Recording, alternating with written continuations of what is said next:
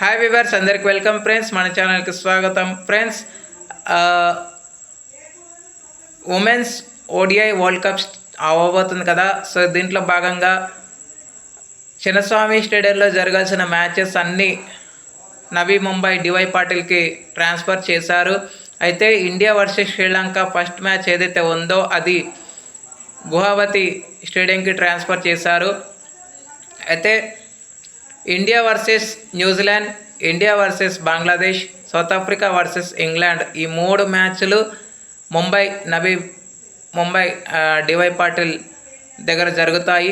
అయితే సెమీఫైనల్ 2 అనేది ఖచ్చితంగా ముంబైలోనే జరుగుతుంది. ఫైనల్ కూడా ముంబైలోనే జరుగుతుంది. కాకపోతే ఒకవేళ పాకిస్తాన్ కనుక ఫైనల్లోకి అడుగు పెడితే మాత్రం ఖచ్చితంగా అది కొలంబోలో జరుగుతుంది అని చెప్పడం ఎలాంటి సందేహం లేదు.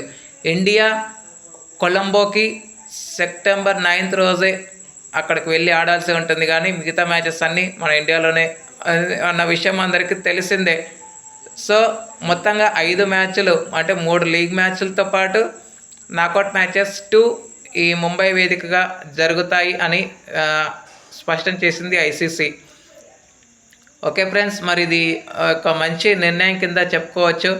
ఎందుకంటే ఇదివరకే ఐపీఎల్లో అంటే ఆర్సీబీ ఇన్సిడెంట్ తర్వాత కేసీఏ అనుమతి ఇవ్వకపోవడం వల్ల అక్కడ దర్యాప్తులు వస్తున్న నేపథ్యంలో ఈ నిర్ణయం అయితే తీసుకోవడం అయితే జరిగింది. Okay friends, thank you.